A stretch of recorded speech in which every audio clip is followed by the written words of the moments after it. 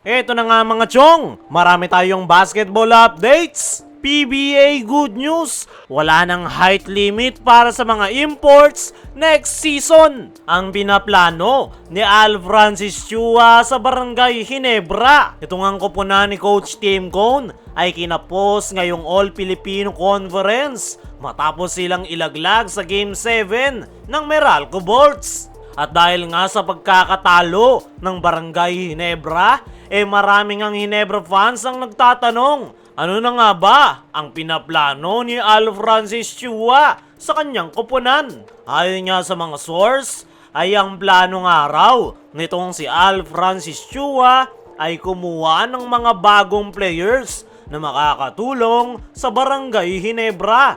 Ang tinatarget nga daw nila ngayon ay isang big man at isang solid point guard. Dahil yan nga yung nakita nilang problema at kulang sa kanila sa nakalipas na All-Filipino Conference. Naghahanap nga sila ng big man na pwedeng makapalitan ni Christian Stan Hardinger at Japet Aguilar. At the same time, isang solid na point guard dahil nalalapit na raw yung pagre-retiro ni L.A. Tenorio, nagkakaedad na rin sila Stanley Pringle. Mayroon na ngang mga tinitignan na gwardya itong si Al Francis Chua na pwede niyang ilagay sa Barangay Ginebra. At ang isa nga sa gwardya na pinagpipilian ni Al Francis Chua para ilagay sa Ginebra ay itong si Gio Halalon. Kaya nga nitong mag-facilitate ng opensa at the same time, meron din itong magandang depensa. At yan nga yung gustong gusto ni Coach Tim sa isang player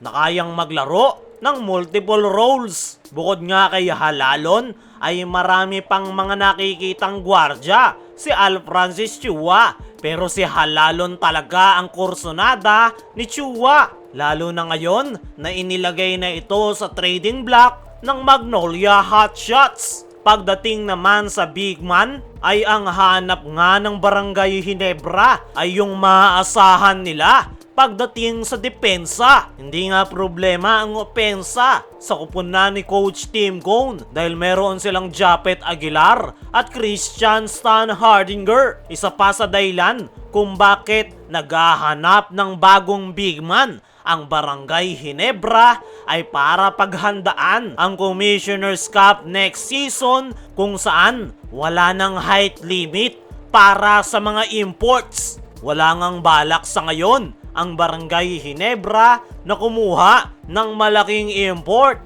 dahil magi-stick pa rin sila kay Justin Brownlee. Para nga magawa nila yan ay naghahanap na sila ngayon ng bagong big man na pwedeng makatulong sa kanila sa depensa bilang preparation next season. Sa ngayon ay nasa bakasyon ang Barangay Ginebra players. Pero wala ngang bakasyon-bakasyon kay Coach Tim at sa Ginebra management dahil sinusubukan nga nilang gawan ng paraan ang mga problemang kinakaharap ng kanilang kupunan. At ang mga nasagap nating balita ay ang hinahanap ni Chua ay isang solid point guard at isang bagong big man na makakatulong sa Barangay Ginebra.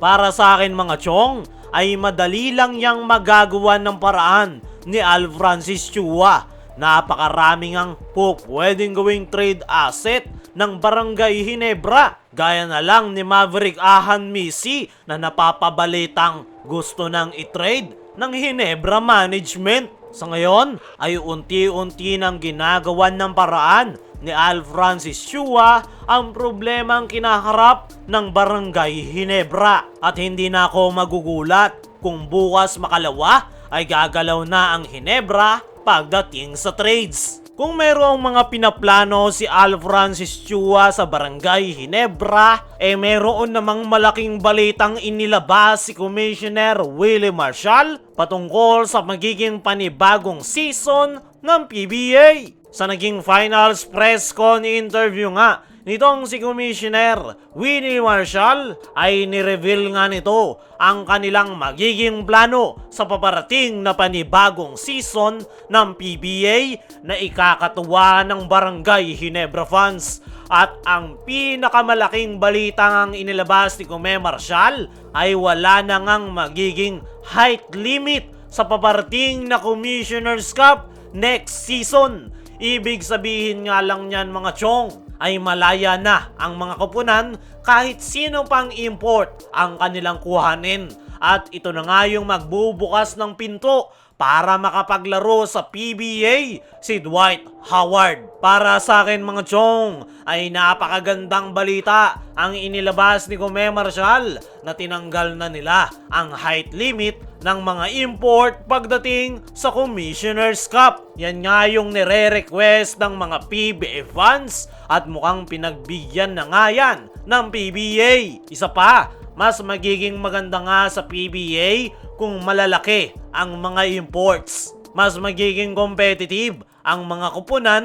lalong-lalo na yung palaging nasa ibaba ng team standings. Para sa akin mga chong, ay mas magiging exciting ang paparating na panibagong season dahil sa ginawa ng PBA na wala ng height limit yung mga imports. Mas magi-improve rin yung mga local players dahil masasanay sila na kalabanin yung mga malalaking imports para pagdating ng mga international games gaya ng East Asia Super League at Gilas Pilipinas ay hindi na sila maninibago. Ayon pa nga sa mga source, ay marami pang initiative na gagawin ang PBA para sa paparating na panibagong season ng PBA at susunod nga yang i-aanunsyo ni Kume Marshall.